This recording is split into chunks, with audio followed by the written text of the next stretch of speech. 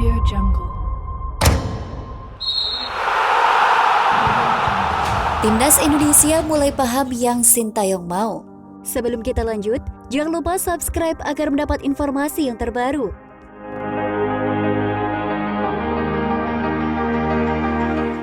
Pelatih Timnas Indonesia, Sintayong menyebut timnya mulai memahami gaya permainan yang ia inginkan, seiring dengan hasil-hasil positif skuad Garuda.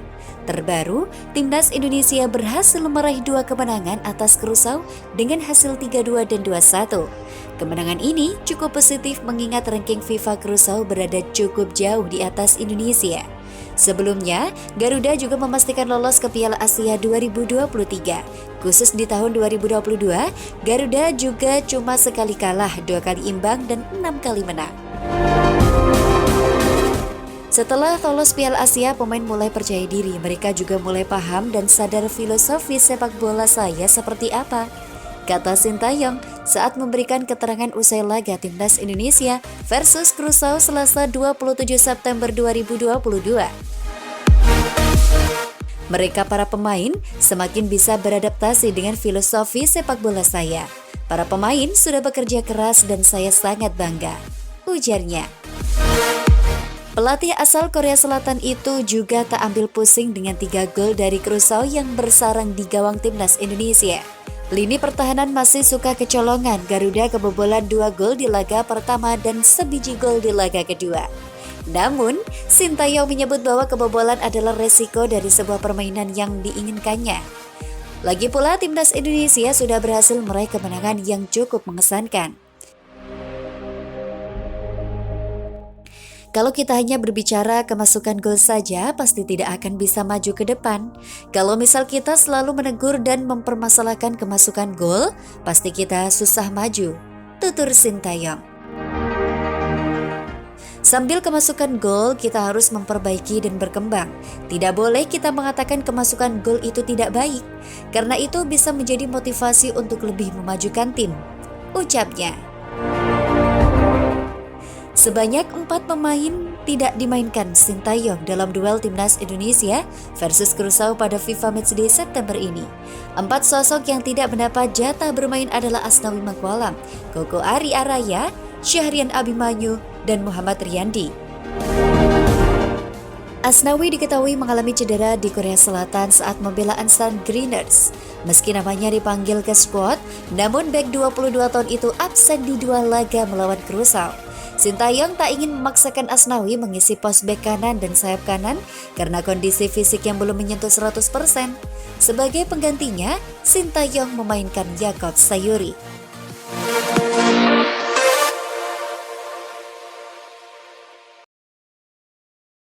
Audio Jungle. Agenda Timnas Indonesia usai menang atas Curaçao. Sebelum kita lanjut, jangan lupa subscribe agar mendapat informasi yang terbaru.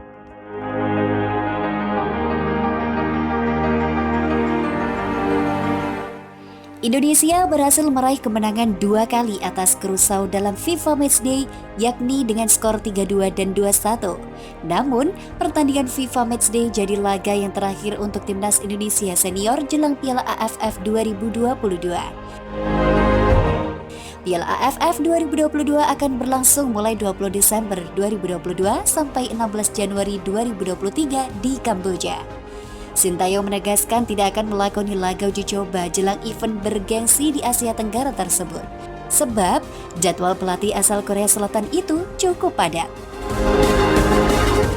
Sintayong setelah ini akan menjalani pemusatan latihan atau training center Timnas U19 Indonesia untuk persiapan putaran final Piala Asia U20 2023. TC Timnas U19 Indonesia akan berlangsung di Turki dan Spanyol selama Oktober hingga Desember.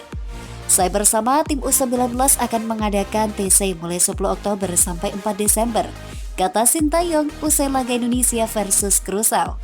Jadi tidak ada TC untuk senior, begitu juga uji coba, ujar dia melanjutkan. Hal tersebut sesuai dengan yang diutarakan oleh Direktur Teknik PSSI Indra Safri. Sebelumnya, Indra Safri menerangkan TC Timnas U19 akan berlangsung di Turki dan Spanyol. Tanggal 10 kami berangkat ke Turki, setelah itu 1 bulan kemudian kami pindah ke Spanyol. Ucap Direktur Teknik PSSI Indra Safri pada 20 September. Kami akan melakukan beberapa uji coba di Turki dan Spanyol, diusahakan nanti melawan negara-negara yang lolos ke Piala Dunia U20, ujar Indra. Di Turki sekitar 4 kali uji coba, di Spanyol juga lebih kurang sama, imbuh Indra. Durasi TC Timnas U19 tersebut membuat pemusatan latihan untuk level senior sedikit terbatas. Sehingga Sintayong memilih untuk meniadakan uji coba Timnas senior saat Piala Dunia 2022 berlangsung atau jelang Piala AFF 2022.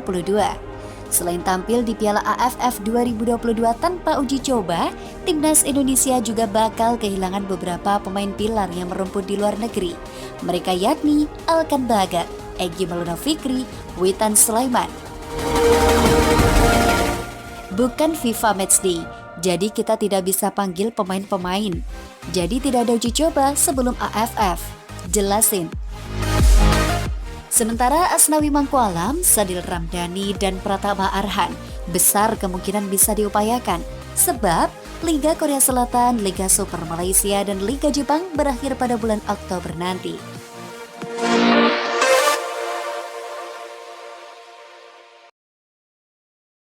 Audio Jungle. Penjelasan pelatih Curaçao terkait permainan keras anak asuhnya saat lawan Timnas Indonesia. Sebelum kita lanjut, jangan lupa subscribe agar mendapat informasi yang terbaru.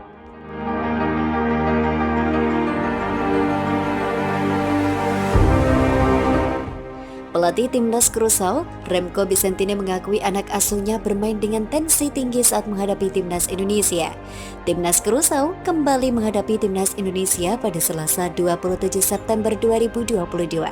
Ini duel kedua antara Timnas Curaçao versus Timnas Indonesia di FIFA Matchday. Namun sayang jalannya laga yang terlaksana di Stadion Pakansari Bogor, Jawa Barat itu berlangsung cukup keras, terutama pada babak kedua. Pemain Timnas Curaçao terlihat beberapa kali melakukan pelanggaran kepada pemain Timnas Indonesia. Hal itu pula yang menyulut kemarahan para supporter. Puncaknya terjadi pada menit ke-80. Pemain Curaçao Juninho Bakuna diganjar kartu merah usai melanggar Marcelino Ferdinand. Keputusan wasit ini sempat membuat Juninho Bakuna geram. Pemain bernomor 7 kemudian meluapkan emosinya dengan menendang bola ke arah supporter. Setelah kejadian itu, tensi pertandingan semakin panas. Lagi-lagi beberapa pemain Timnas Curaçao melakukan pelanggaran keras. Tensi pertandingan yang meninggi pun diakui oleh pelatih Curaçao Remco Vicentini. Remco kemudian menjelaskan terkait apa yang dilakukan anak asuhnya. Menurutnya, pemainnya kesulitan mengendalikan emosi karena masih berusia muda. Selain itu, Remco berpendapat bahwa para pemain Timnas Curaçao tidak menyangka jika pertandingan bakal berlangsung panas dan sulit karena hanya merupakan laga uji coba. Ya, permainan kesulitan untuk mengendalikan emosi karena mayoritas dari mereka adalah pemain muda, kata Remco. Kita mengira laga persahabatan akan berlangsung mudah di mana kedua tim sama-sama menang. Tapi ternyata tidak, ujarnya. Sementara itu, pada kesempatan ini Timnas Indonesia kembali berhasil mengalahkan Curaçao. Skuad Garuda menumbangkan Curaçao dengan skor 2-1. 2 gol Timnas Indonesia dicetak oleh Dimas Derajat pada menit ketiga dan Dendi Sulistiawan di menit ke-87. Sedangkan gol Timnas Curaçao dicatatkan oleh Jeremy di menit 47. Atas hasil tersebut, Timnas Indonesia berhasil catatkan rapor positif dalam daftar peringkat FIFA saat ini. Pada perhitungan yang dilakukan oleh FUTI Ranking, Timnas Indonesia berhasil menambah 7,30 poin usai kemenangan tersebut. Timnas Indonesia juga berhasil naik 4 peringkat pada bulan September 2022. Jika ditotal, Timnas Indonesia menambah 14,71 poin pada bulan September 2022 menjadi 1033,9. Jika direkap, Timnas Indonesia berhasil merangkak ke posisi 152 untuk peringkat FIFA per Oktober 2022. Tentu, kenaikan peringkat FIFA tersebut terasa manis bagi Timnas Indonesia. Pasalnya, hasil didapatkan Timnas Indonesia melebihi para pesaingnya di Asia Tenggara.